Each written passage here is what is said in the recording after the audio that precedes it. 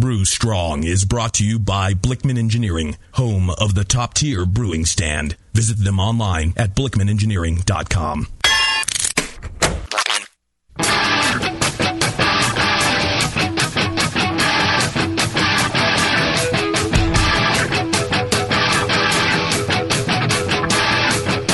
Brewers, it's time for the beer radio you've been looking for. This is the show that dispels myths, tackles the toughest topics, and makes no apologies for geeking out on beer. Hosted by two guys that drink before they think. Jamil Zainasheff and John Palmer. This is Brew Strong.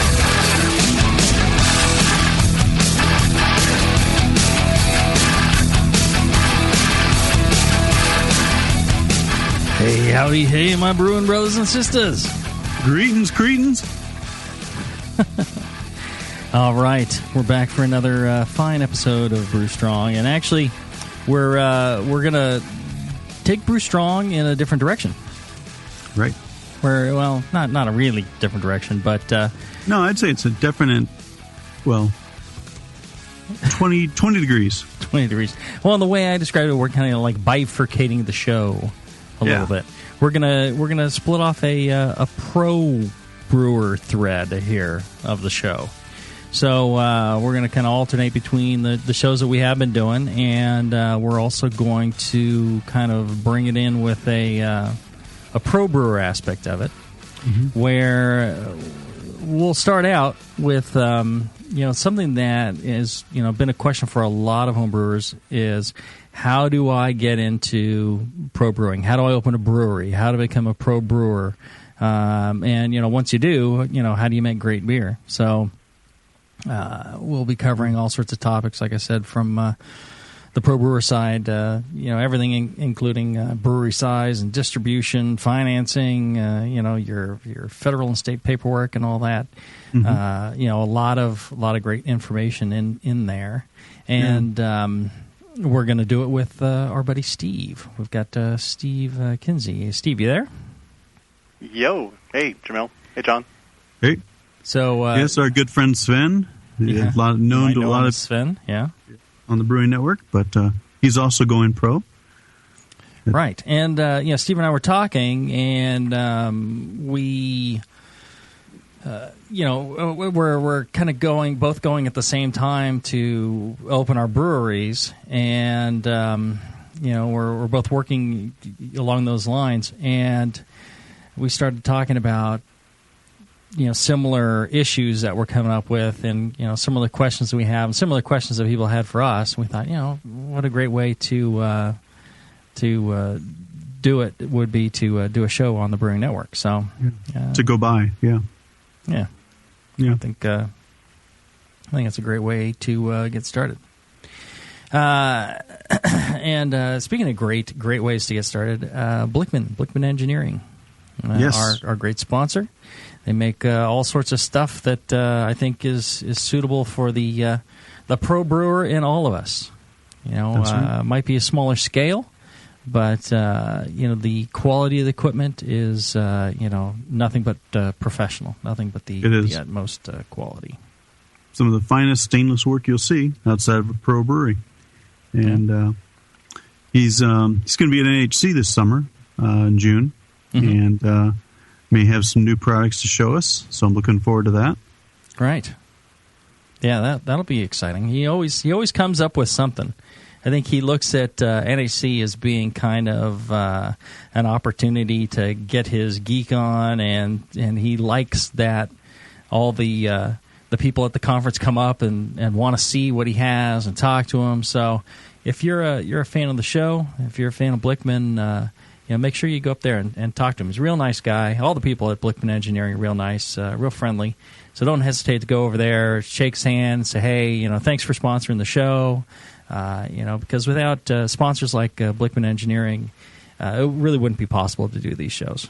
That's right. It's a requirement. So, make sure you go over there and thank him, and he appreciates it. He likes chatting with passionate home brewers, and everybody who listens to this show, I think, is pretty passionate about brewing. Mm-hmm. Well, Jamil, I was thinking as we introduced today's show, it may be good to go back and explain how we came up with the bifurcation idea. And that kind of stemmed out of the Craft Brewers Conference we both attended a couple weeks ago. Oh, yeah. Yeah, so, in talking to a lot of people there, people like yourselves, just getting started, as well as other professional brewers that, listen to the show, as well as other people from, say, Golden, Colorado that have never heard of the show before. So we were surprised, how many professional brewers actually listen to us and, like the content. And we realized that, there's a lot of people like yourself and Steve that are just getting started, and, we can provide an inside point of view and provide more good information. So we're going to do some, we're thinking of alternating shows. This week, homebrew, next week, professional brewery, and then back to homebrew, and with tossing in the Q&A shows as well. So, yeah, so we'll keep doing the content that you guys love as far as the brewing topics and the Q&A shows. As a matter of fact, I think we got a Q&A show coming up right after this, huh? That's right. Okay, and but we're going to do some pro level shows here, or at least pro focused. So if you're interested in starting a brewery or becoming a professional brewer, then you're going to want to listen to this series of shows. And once we're through that, I think we're gonna probably have a lot more to say about the issues facing the pro brewer as well. Yep. All right, so let's do this. Let's take a short break, and when we come back, we'll kind of get into a little bit how Steve started with his interest in beer and how he kind of got into brewing and what's made him make the push. All right, back after this. From the stovetop to a camp burner to some kind of brew stand, most homebrewers follow some version of this progression. With each move, a homebrewer will often have to change a lot, if not all, of their equipment. Until now, Blickman Engineering brings you the top-tier brewing stand, the only brewing stand that grows with you. For example, buy a top-tier floor-standing burner now, and it'll bolt right to your top-tier brewing stand when you're ready for all-grain brewing. The top-tier brewing stand is perfect for 5-gallon to 20-gallon batch sizes. Its modular design is adjustable and accommodates everything from small footprint coolers up to 30-gallon pots. How does the top-tier brewing stand do it? At its core is a strong, heat-treated, and anodized aluminum main post. On all 4 sides are built-in T-slots for the adjustable heavy-gauge stainless steel shelves and beefy burner tiers. The tiers accommodate any manufacturer's pots or coolers up to 21 inches in diameter. Best of all, not only does the top-tier brewing stand grow with your skills and equipment, but it easily knocks down for long-term storage or transport, too. The top-tier brewing stand from Blickman Engineering. Learn more at blickmanengineering.com and to find a local Blickman retailer. And start brewing from the top tier. Hi. I have a 6er of Lagunitas in the icebox. My roommate's gone for the weekend, and I'm wearing something flimsy. Listen, baby, I told you not to call me after 8. I'll talk to you tomorrow. I gotta go. Who is that? Your girlfriend? You loser. Shut up, Doug. Did you guys get the cauldron set up on the altar of my art? Sir, if you weren't so busy getting booty calls, you'd know that. The hurricane furnace is using propane while you guys talk. All right, I'm using the scroll of Mosher to boil the first decoction. Nope, it's scorched. What do you do? Frack, scoop it out and try again. Doug, use your math rake. You took too long. The color is now darkened past the point where you can still call it a Pilsner. This sucks. I hate it when Greg's the brewmaster. What's this, Poindexter Urkel? Dude, can't you see we're in the middle of a brew session? Is that an actual beer? Yeah, I crafted it. I don't really use the dice anymore. I'm a 10th level beer nerd. Are you a 10th level beer nerd? Do you belch White Labs 833 and crap Simcoe? Then you're in good company at Northern Brewer. Northern Brewer has all your beer nerd needs. Ingredients, equipment, and knowledge 24 hours a day at northernbrewer.com. Plus, fast, cheap shipping. Only $7.99 for the contiguous USA. And check out Northern Brewer's huge selection of dorky beer kits, including the Cylon Detecting 3-Hearted Ale and the collector's item Super Alt. Mine's in mint condition because it's still in the box. Make 10th level at northernbrewer.com. Whether I'm making me dry stout or rebuilding me kegs, I head to the heart of dear Dublin for me homebrewing supplies. You head all the way back to Emerald Isle just for a wee batch of grain or a bit of keg tubing? No, you moronic waste of liver. Dublin, California. I go to Heretic. For 30 years, Hoptech in Dublin, California has been supplying homebrewers with malt extract, fresh grains, hops, spices and sugars, hop oils and extracts, and much more. Hoptech is one of the first homebrew supply shops on the internet and is proud to offer award-winning beer kits, both online and in their store. Mention the BN Army for a 10% discount off your order. The store is open every day except Wednesday, or shop online at hoptech.com anytime. Hoptech is run by passionate, award-winning brewers who live, love, and travel for beer and bring their experience to the store for you. If you don't want to visit Dublin, just call toll-free 800-DRY-HOPS or go to hoptech.com. Visit Hoptech today in Dublin, California, and at hoptech.com. Nico, listen, our lawyers said that we had to do this for 1 hour, and after this, we don't have to talk to each other for 3 more months to the next meeting. Kids, come on, let's get out of here. I'm supposed to have more lines. I'm the professional. Hey, it's Sully. And I'm Nico. And we opened the 21st Amendment 10 years ago at 563 2nd Street in San Francisco, just 2 blocks from Giants Park, to make great beer and have a great time doing it. That's right, because to us, the 21st Amendment is more than just the right to make beer. It's the right to experiment, to be innovative, and just do things differently. And so now, we're putting our craft beer in cans. That's right, cans. You can find our world-famous Hell or High Watermelon Wheat Beer at Brew for Your Die IPA in the Northeast, Northwest, parts of the Midwest, and Alaska, in cans and on draft. So next time you're at your local neighborhood pub or good beer store, be sure to ask for 21st Amendment in cans. Because everyone likes it in the can. Tasty crack cans. Tasty crack can. Hilo, what's it feel like? Take awesome and multiply it by 2. Yeah! Spraying live beer radio all over your face. Can't get any better than this, baby. It's the Brewing Network.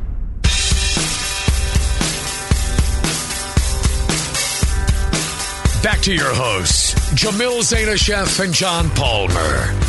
Putting the testicles in technical. This is Brew Strong. Well, and if you want to see more of our technicals, Palmer and I are going to be at the IX Beer Fest in Cleveland coming up. That's right. Yeah, it's just a couple next weeks. week. Yeah, 13th, we're going to be there doing a live Brew Strong. I think that's 8 o'clock. I believe, yeah. Yeah, on the stage, we'll be there doing a show. Justin will be there. We're going to bring Moscow with us to keep our beer glasses full. And then I think I'll be doing the awards ceremony on Saturday from 2 to 3:30, and then a VIP beer experience session on later that evening between 7 and 11. And then they're kicking us out of the state. Right, and then we needed to leave. I'm hanging around till Sunday. That's right. Flight back's on Sunday, and just because for me to get flights from Sacramento to wherever, it's just a royal pain. Doesn't quite work out. Well, and Steve, you're kind of in a similar situation where you've got to drive like 2 hours to get to an airport, right?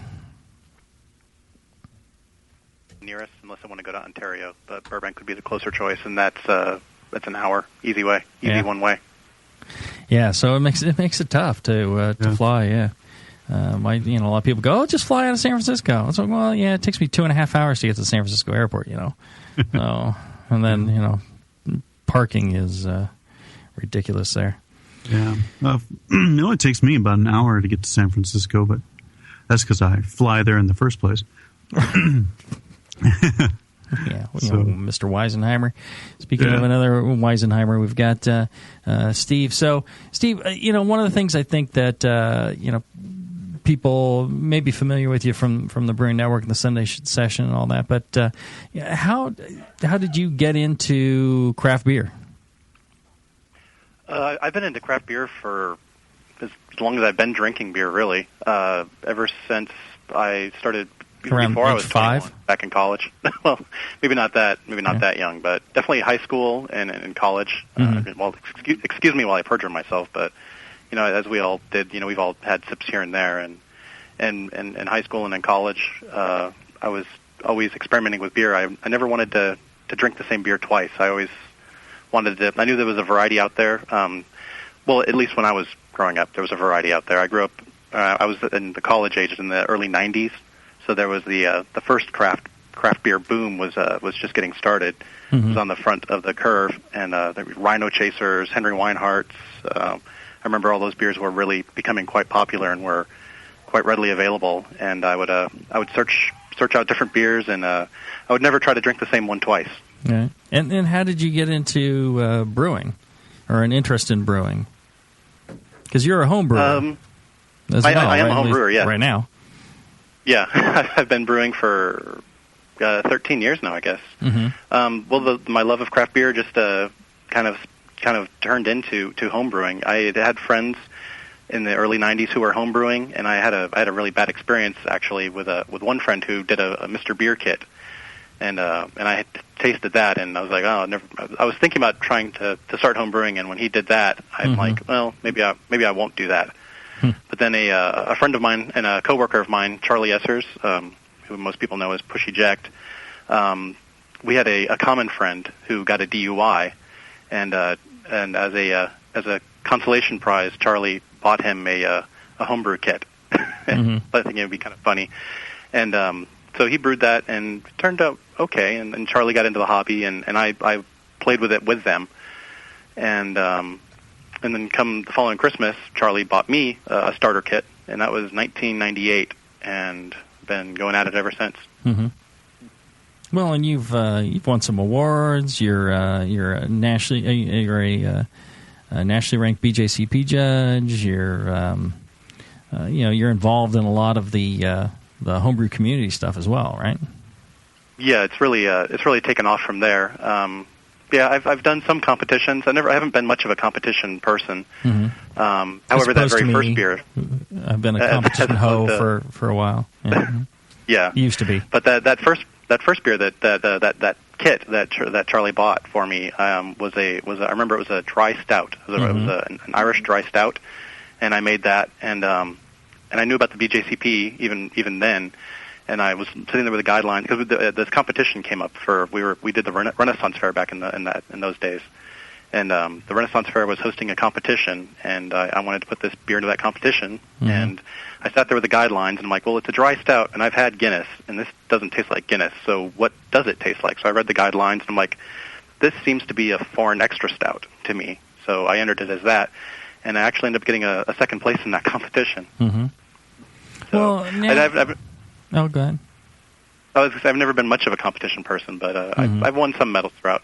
Actually, I'm going to second round this year. I did advance to second round in nationals this year with one beer. Well, what was the beer? Category 23, a peanut butter stout. Ah, peanut butter stout. Interesting. Yeah. Is it real peanut buttery? Very, very peanut buttery. Nice. That's because otherwise, people do peanut butter, and it's like bacon beer. Doesn't taste like bacon. Doesn't taste like anything. It's like, well, you use a lot of bacon in it. Yeah, but it doesn't taste like bacon. There's your problem. So, Steve, one of the things that when you were making your early beer kits and all stuff like that, did you have that experience where you're getting drunk with some friends and like, dude, this is the best beer ever. You gotta start selling this, and you quit your job and become a pro brewer. Is that what happened? I've experienced that. I think all of us have experienced that at least once in our life, where our friends try to turn us onto that or push us in that direction. Right. And I did think about that at one time, and that's kind of where I'm at now. My career right now is actually as an audio engineer, mixing movies and television. And in high school, that was a hobby that I turned into a career, and it kind of made the hobby less fun. And I thought that I wouldn't want to take a hobby that I enjoy and go into that career and then ruin a hobby. Yeah, I've had the same. I've already kind of done that once. The same sort of thing. I was like, I got a great hobby. Why mess it up by turning it into a job? So I've always kind of held off on that as well. Well, so what? And I did look into it, but the cost is just so so prohibitively expensive. When you start really considering it, you're like, I need $750,000 to even consider doing this. Right. So but that's probably another show. Yeah, exactly. Well, but what convinced you to kind of make the leap, make the change? What's caused you to move forward on this? It fell in my lap. I got really lucky, and it was given to me on a platter. My job was questionable last summer. There was a concern that we might be going union, and I felt that if our house did turn into a union house, we've been a non-union house for forever, and I felt that if we did go union, being that the seniority that I had and the pay scale that I was at, that I might not be there when all the cards shook out. And I started looking at what else I could do, and we all know that's really limited. And it is, because I've got a degree in audio engineering. I mean, what do you do with that? And so I was just looking, and I didn't want to, like I said, I didn't want to ruin a hobby. So I thought, well, maybe I can do a bar, a really nice gastropub. And there's and I thought the city was in dire need of that. And I went looking for retail space. I was just curious what it would cost. If I wanted to just put the numbers together and see could I do this. And I wasn't too serious about it, but I was like, if I wanted to do a bar is cheaper. You don't have all the stainless that you have to get. You just need some taps and some beverage, some coolers, and some good connections, and you can make a decent fun gastropub or a really nice beer bar. And our downtown has just been renovated, so I figured I'd look down there and see what the rates were going for. There was a sign on a location, and it said space for lease. I'm like, oh, I wonder, this is a nice location. What is the square footage cost on this? So I call a number, and I get a receptionist, and I'm asking about this location, and she doesn't know she doesn't know anything. She's like, because she's a state away. She's like, I don't know what you're talking about. Let me put you in touch with somebody else. So the next day, I get a phone call from somebody asking about my inquiry, and I tell them that I'm looking at doing a beer bar, in particular a gastropub. And the guy says, "You mean like Father's office?" And I do like shake my head, like, yeah, exactly, like Father's office. He's like, "Oh, I think that'd be really good." And I'm like, "Oh yeah, I do too." He's like, well, okay, well, can you put together a one sheet for us and get that for us next week? And I'm like, absolutely. And so I hang off the phone, go to my computer, and I Google what is a one sheet, because I don't know what he's talking about at this point. I have a pretty good idea. He's looking for a resume, and I find out that is in fact what he wants. And so I spend the weekend putting together this one sheet that they asked for, and I send it to him Monday morning, and I get a call within an hour saying that they like my idea, and they think it'd be perfect for the location, and they want to know if we can get together the following week. And I say, absolutely. And they say there's another guy on the street that wants to do a bar as well, and maybe we can work something out. And I'm like, oh, okay. And I'm a little cautious of this. And so the following week, I go to this meeting, beer in hand, because I think what better way to sell a beer bar than to take some beer with me. And I go prepared. I have a hoppy beer, I have a malty beer, I have a sour beer, and I have a really robust beer, and I want to do a beer bar that kind of focuses on California beer. So I take all California beer, and I just happen to have a really nice Russian Imperial Stout that's really malty at this time, and actually it's gone on to go to the second round. It's a Russian Imperial Stout with peanut butter, but that's a different thing. So I take this Russian Imperial Stout to him, and I show up with this cooler, and the guy's like, "You brought beer with you?" I'm like, "Well, yeah. I figure what better way to sell beer than for me to pitch you on beer?" And I pour him and he sees that there's this beer that's not labeled, and I tell him, I pour for him, like I made this, and I describe what I've made and what it is, and he tries it, and he's like, and he was just floored. He's like, "Well, if you make beer, why are we trying to do a bar? Why don't we just do a brewery?" And I was like, "Yeah, why don't we just do a brewery?" Oh, and I guess I failed to mention before this that this is the person that contacted me is the person that has put about $40 million downtown. So he's done some serious investment. Him and his company. It's not just an individual, but it's It's an entire redevelopment company, and they've invested a serious chunk of change downtown. So this is somebody that has some very strong financial backing. And when he says, well, why are we doing this? Why don't we just do this other thing that costs 4 or 5 times as much? I just say, yeah, why don't we just do that? So it really was just handed to me on a silver platter. Fantastic. Well, I think it's what I find, because I feel like I kind of lucked into my deal as well, and that's what caused me. It says Thomas Jefferson says, the more he believes in luck, and the harder he works, the more luck he has. So right. I think that's the case for both of you. You put in, you take the risk, you put in the time, and reap the rewards. Well, and having a good beer there, if you had taken some, crappy, beer to the meeting and given them that, and it was infected or whatever, then you probably wouldn't be having that conversation. Wouldn't be here right now. Right. He'd probably be saying, "So, do you really know anything about beer?" Would have been one of those conversations. All right, let's do this. Let's take another short break, and when we come back, I'm going to tell you something that you don't know about my friend John Palmer. Back after this. Williams Brewing is your online resource for prompt delivery of quality home brewing supplies. Since 1979, Williams Brewing has offered the finest equipment and freshest ingredients and the best customer service in the business. Cut hours off your brewing sessions by using one of our 11 varieties of famous Williams malt extract. Our Williams Belgian Pale Extract is mashed with pure Belgian 2-row malt and a small percentage of Belgian wheat malt for an authentic Belgian character you just can't get from other extracts. Or check out our unique fermenters, 2.5-gallon kegs, paintball tank-based draft beer equipment, bottling aids, and much more. We even have our own line of precision hydrometers. Go to WilliamsBrewing.com to browse our vast selection. That's WilliamsBrewing.com. Orders placed by 3:30 p.m. Pacific Time ship the same day. Brewing is easy. The Williams way. Hello? Hey, Drew, it's Push. You want to do some lunch? Oh, can. I'm reading something important. What? Hello? John, it's Push. Hey, this is John, and I'm busy reading right now, so please... What is going on? This is Sven. Hey, you busy? Yeah, I am. I'm reading Gordon's new book. From Brewers Publications and the only homebrewer to win the coveted National Homebrew Competition Ninkasi Award 3 times, comes a complete look at technical, practical, and creative homebrewing. Brewing Better Beer by Gordon Strong.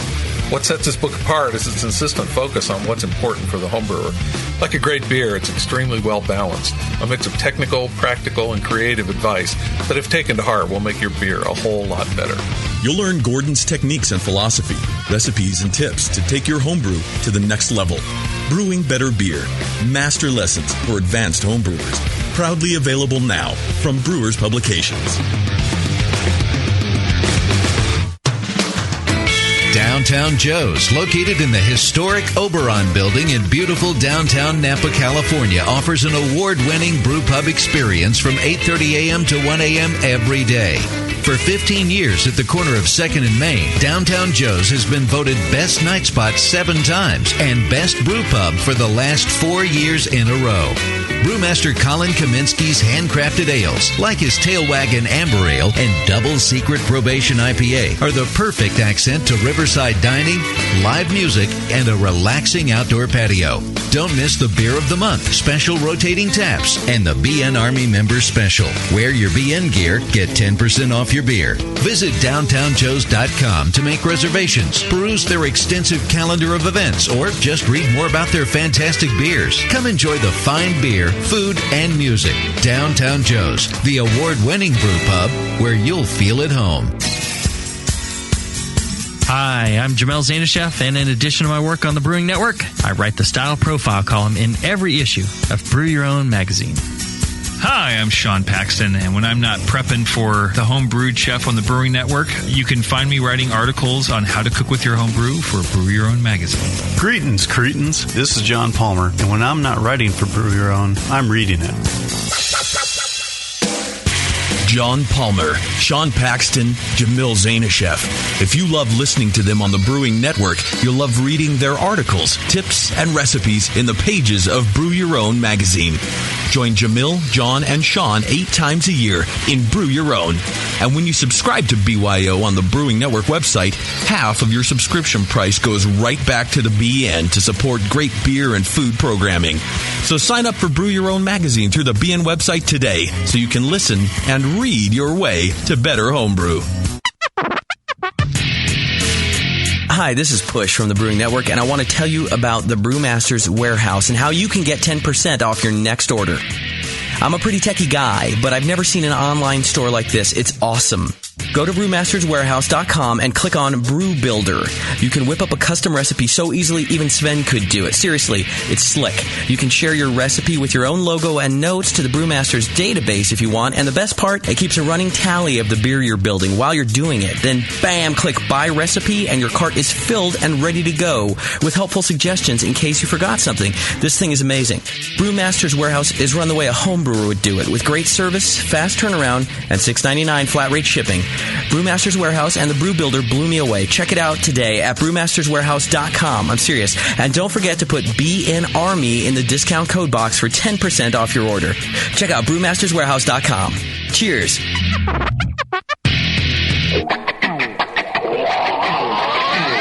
Back to the beer guys that make other beer guys look like wine guys. Brew strong.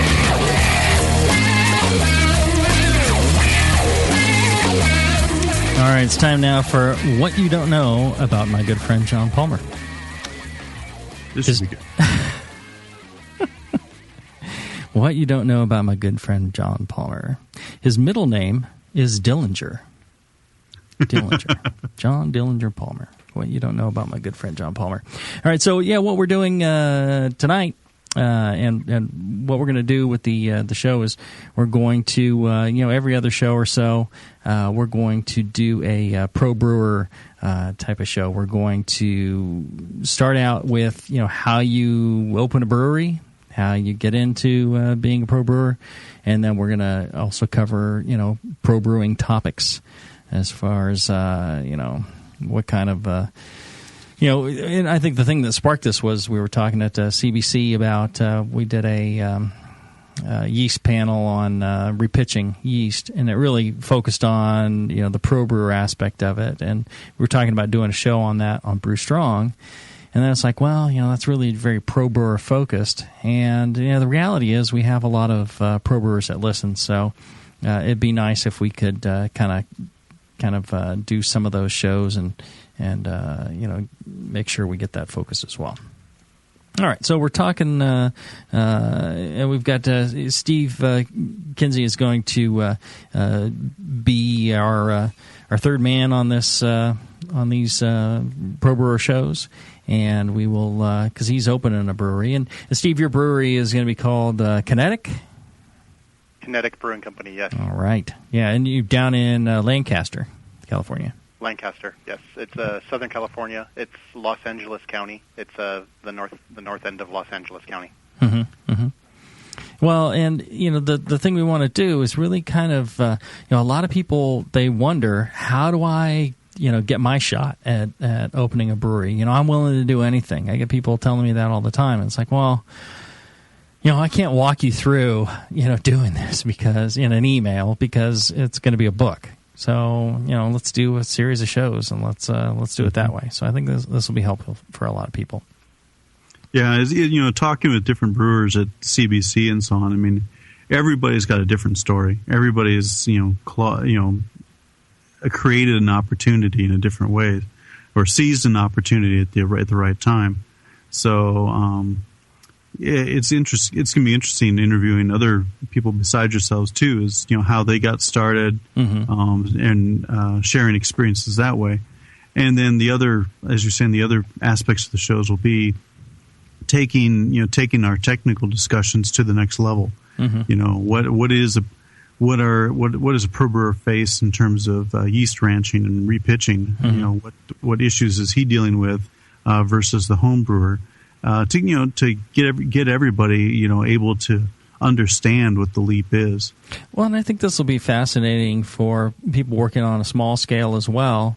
Nano brewers or home brewers as well, because a lot of times people will say, well, brewery XYZ, they do it this way, so that's why I do my 5-gallon homebrew batch this way.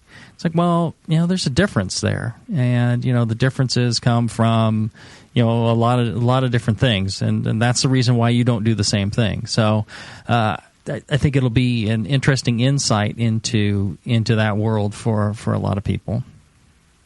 Yep. Well, and John, how come you haven't jumped into the pro brewer world? How come you're not? I have higher morals than you guys. I will not sell myself. Right. That'll be. I'll have to do that on a what you don't know about my friend John Palmer. He has higher moral standings than the rest of us. Or it could be just lazier than you guys. I don't know. I don't know about that, but you've considered it, haven't you? I have. I've thought about it, and I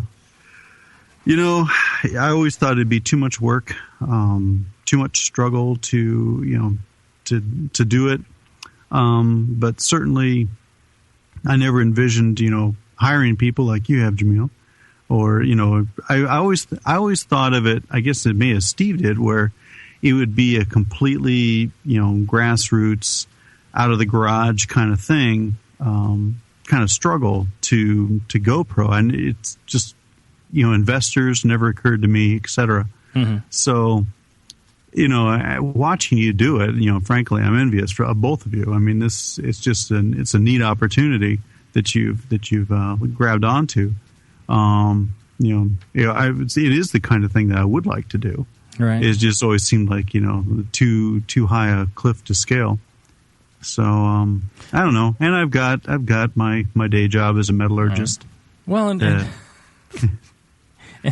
and you just like saying the word metallurgist. That's right. Well, and for me, I didn't want to, ruin a good hobby. I also thought, way too much money involved. And then, people are like, oh, but, you could get the investors. Not a problem. I'm thinking, I don't want to owe people millions of dollars and, right. Have all that on my head. And then, I just came across a great opportunity with, essentially leasing half of the E.J. Fair Brewery in Pittsburgh. We're going to do an alternating proprietorship, which we'll get into in a future show, the difference between contract brewing, alternating proprietorship, and, opening a brewery. And it just affords me an opportunity to get in without those millions of dollars of equipment and building costs and things like that. I still got a lot of expenses, and I still need to, I put in my own fermenters and, a lot of my own equipment. But, the overall nut is much lower on something like this. So that for me, it just kind of fell in my lap, and everything is just, let's just do it. And my wife wants me to, work hard and earn money, which, doing the Brewing Network and books and stuff like that and appearances, that was fine. That was fun, but apparently not her idea of living high on the hog. Yeah, who would have figured? Yeah, I've heard similar arguments from my wife as well as yours. Right. Yeah.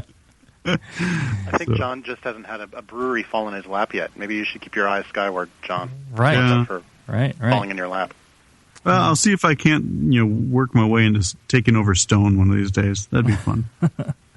But just getting that to happen, I think is huge. And a lot of success is just recognizing opportunity and taking it. And I wouldn't say that it fell in my lap, but I recognized here was a great opportunity, and I went ahead and started to pursue it.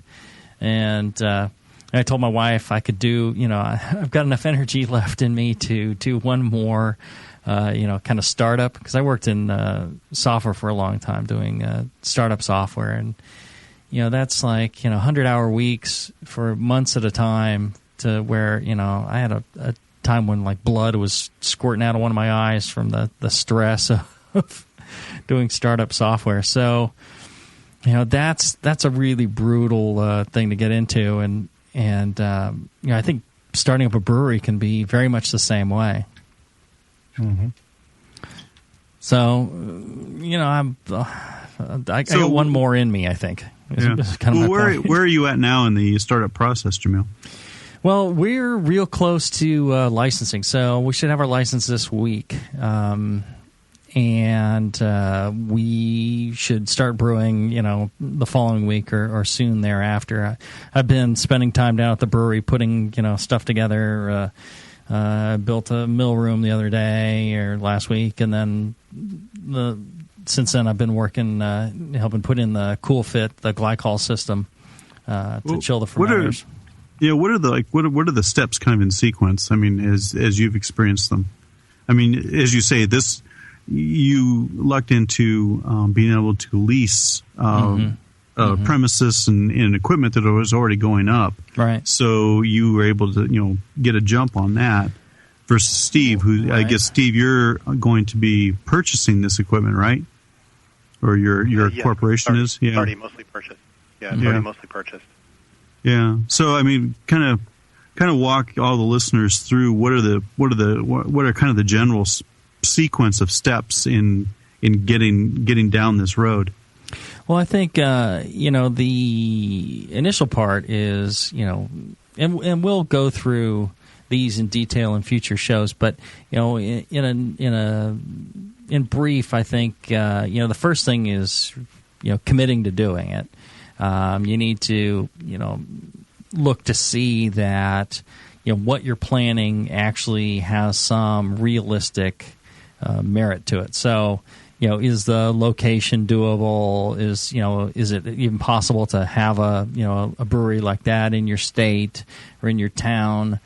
Will you be able to financially make it work?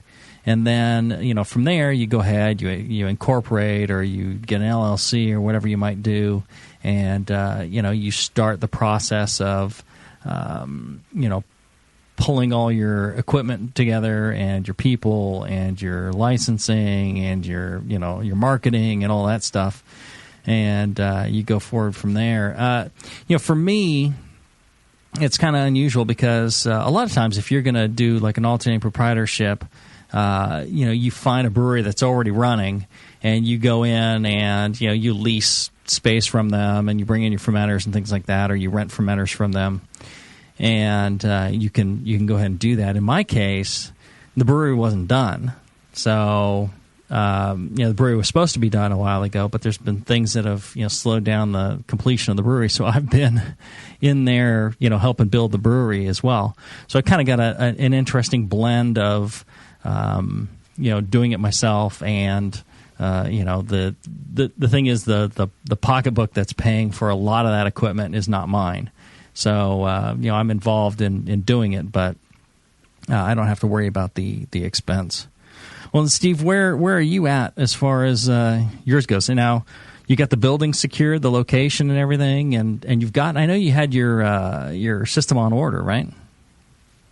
Yeah, we are. If there was an order of how you're supposed to do it in a playbook, line by line, we are everywhere. We are at step one, we're in the middle, and we're at the end, all at the same time. We have a location that we originally started in one location, and we moved it to a larger, better suited location. But we don't actually have a finalized lease on that location until tomorrow. So we'll actually get a lease tomorrow. Mm-hmm. But yet last week I had 2/3 of the brewery show up, and I had to scramble and rent a warehouse to put 12 bright and fermentation tanks. So I am in possession of $100,000 worth of equipment, but yet I don't actually have a lease on the location that we're going into yet. And then as far as the other, I call them the acronyms. You have the TTB, the ABC, the BOE, and it's also you can pay some TAX. But so we are. I can't without a lease, we can't actually submit paperwork to the TTB. So I've been sitting on TTB applications for 3 months now. Oh, buy yourself a chair. It'll be much more comfortable. I didn't even think of that. That's why I'm the host of the show here. The comic You've got genius. the brain on you. Yes. Yeah. So obviously I'm the one that's going into this with partners, and were I doing this myself, I have my own playbook that I've written out how I would do this. But when you bring other parties into your dance, then those things don't exactly happen as you hope and envision them to happen.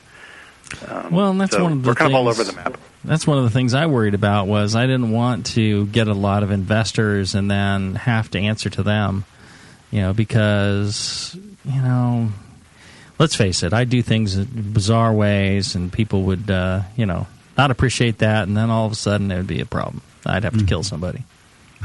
So this way nobody dies. Yeah. All right. Let's do this. Let's take another short break, and when we come back, we will wrap this up. We'll take some questions from the chat if you guys are there, and we will see what else is happening in the next show. So, back after this.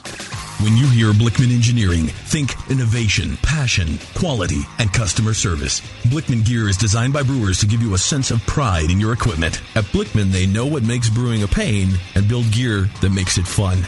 Like the intuitive beer gun, a completely different approach to filling bottles. The Therminator Wort Chiller, a new take on a plate chiller that's sized for flow, performance, and the high groundwater temps homebrewers face every day. The Brewmometer, a brilliant weldless thermometer design with brewing parameters right on the dial. The Autosparge, ultimate simplicity for preventing an overflow or running your mash tun dry. And much more, like the modular top-tier brewing stand, conical fermenters, and their Boilermaker brew pots. With more cutting-edge equipment coming soon, keep up with the latest from Blickman at blickmanengineering.com and stay on the cutting edge. I love beer. I'm a brewer. I brew it. I drink it. It's in my blood, really. I'm that guy that pours malt extract on his pancakes. I wish I could just put a good brew in my pocket and take it with me. Now you can. Hey brewers and beer lovers, why not eat the energy bar invented by a home brewer using the same ingredients in your brew? Introducing Brew Bar Energy Bars, spelled B-R-U-B-A-R. Malt, oats, vanilla, nuts, cinnamon, coconut. You've put them in your beer, and you'll find them in your Brew Bar Energy Bar. All natural, made with simple ingredients chosen for the highest quality. They're new, different, and have a rich malty flavor and smooth, moist texture, just like a fine craft brew. You can find Brew Bar Energy Bars at brewbar.com or find a retailer near you. And if you are a retailer, you should contact them and find out how you can sell Brew Bar Energy Bars. Check them out at brewbar.com. That's BRUBAR.com. And follow them on Facebook at facebook.com/brewbar. Remember, it's in your Brew Bar Energy Bar because it's in your brew. Hey, what are you doing, man? Writing a review of WLP 400. What? You're reviewing yeast? Yeah. White Labs has home brewer reviews of all their strains. Are you new to these interwebs? Check it out. That's awesome. White Labs, your source for great yeast, invites all brewers to visit whitelabs.com to read and write your own reviews of all their yeast strains. Get real-world tips and tricks from other brewers who have made the most of their vials and post your own experiences. It's another way White Labs brings you closer to the best yeast on the planet. And send. There you go. You misspelled flocculate, dude. What? Mother... White Labs. It's all in the vial. I've always thought that opening a brewery was a great way to ruin what is the perfect hobby.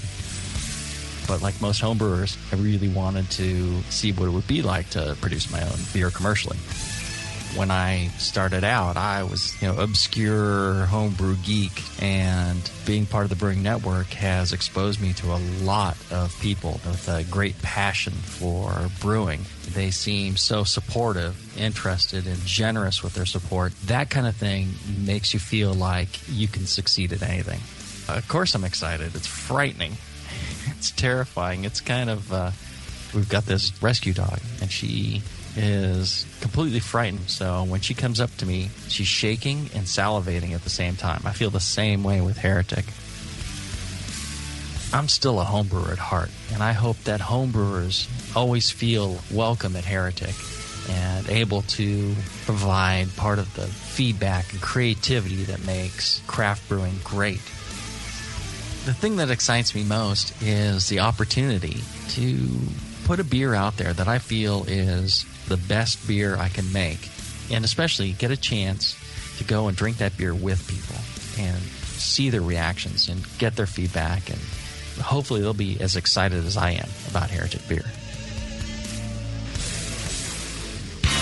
More Beer has been slashing prices all year. Now, it's even more free shipping for the month of May. In February, they lowered hop prices. In March, they lowered equipment prices. In April, they lowered ingredient kit prices. Now, for the month of May, only More Beer is lowering their already famous free shipping from $59 to $39. Take advantage today.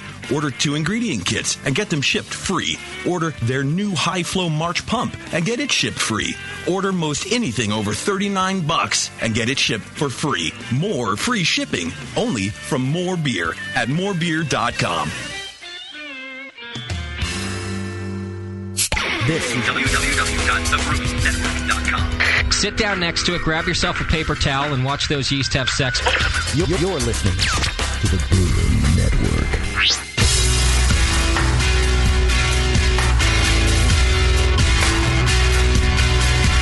Like the Lance Armstrong of the beer world. Except for that nut thing. This is Brew Strong. All right, we're back. We're doing kind of an intro about what we're going to be discussing on some future shows. Going pro. If you're interested in becoming a pro brewer, or and I think for that becoming a pro brewer thing, we'll get Bamforth in here, and he teaches future pro brewers, so I think that'll be fun. And we'll kind of walk you through a lot of the process, and I bet you one of the best shows that we can do is one where we explain the whole paperwork process. The federal TTB paperwork and ABC paperwork and all that. Yeah. I mean, Steve, you've gone through those forms, right? And what's that? You've gone through those forms, the TTB forms, and isn't it like incredibly freaking confusing at times? Yes, it's a lot like having your testicles put into a vice grip, and right. I don't know. I can't think of an analogy painful enough to describe it. They're just like, what do you want in this field? Just tell me what you want in this field, and I'll put it in there. But the description of the field is kind of like, huh? And there's just some interesting gotchas that I spent a lot of time doing my forms, and really, I made one little mistake on there, and so. And it was only just, one? Yeah. It was, it asks you the name of your company, and then it asks you what your trade name is right under it. It's like field number 2. So because our trade name and our company name are the same, I shouldn't have put anything in that number 2 field. You only put something there if it's different. Oh. Good to know. See, I didn't know that. Right. Well, ours are different. Our trade name and company name are different. Right. So and then you have to provide, proof of filing for your trade name. But if you don't use a trade name, or the trade name's the same, then you don't fill in that field, and you don't file the proof of you file a waiver notice of that you don't need a trade name. And so right. We're gonna have follow along graphics for people to watch when we discuss this, right? Oh yeah, okay. But I think having somebody who's just recently done it, I think that'll be a huge help to people when we go through that. All right, and then I'm doing a brew pub, which is different than what you're doing, and I have a whole different set of because I'm not doing a brewery, I'm doing a brew pub, which has a whole restaurant fiasco on top of that, and it's just. Well, that can be tricky too, because you've got that whole food portion. You end up with the health department wanting their saying things. Yeah. Right, because you have Department of Health and Department of Environmental Health, which are different, but yet very much the same. Mm-hmm. So we'll have quite a bit to cover in the upcoming shows. I wanted to mention a sponsor of the show, Adam and Eve, adamandeve.com. They are also a sponsor, so if you go and check them out, it'd be much appreciated. Fellas, are you looking to spice things up in the bedroom? Been fantasizing about surprising your lover with an adventurous new toy or adult movie? Well, here's an offer you won't be able to resist. Go to adamandeve.com, and for a limited time only, you get 50% off just about any item. But that's not all. Oh no, when you select your one item at 50% off, you also receive 3 free adult DVDs for a little inspiration, plus a free extra gift so essential we can't mention on the radio. And to top it all off, we'll even throw in free shipping on your entire order. And no, we're not teasing. So check out adamandeve.com today for the special offer. You'll get 50% off one item when you type Jamil, Jamil, in the offer code. Upon checkout, when you do, you'll get 3 free DVDs, a free extra gift, and free shipping. So just use offer code JAMIL at adamandeve.com. All right, so let's see here. Justin, do we have any questions from the chat? Or any feedback from the chat on what they think of the Going Pro series we're going to be doing here? A lot of different feedback, some mixed responses. Those who feel that every home brewer, somewhere deep inside wants to open a major brewery eventually are really positive about it. Others are naysaying because they just want to be a home brewer and they wonder why we're listening to Pro Brewing. So a little bit of that. Some feedback for Steve and his new brewery, Kinetic Brewing, which we're talking about him opening up today, is that you have the most bitchin' tap handle concepts. And they would like to know when we would be able to buy those, Steve. So they don't want to buy your beer. Yeah, they want to buy your tap handles. Your tap handles already. Buying something, though. Cool, great. Yeah, that's all. It helps to have a guy that works at Disney and puppet and model making. Oh yeah, very nice. Yeah. So yeah, having that Imagineering inside help is very helpful. Good. Well, one funny thing, we've been, I started this process back in October of last year. And, we thought that the brewery would be open. I thought we'd have licensing. So, we've been working on everything else, in that time.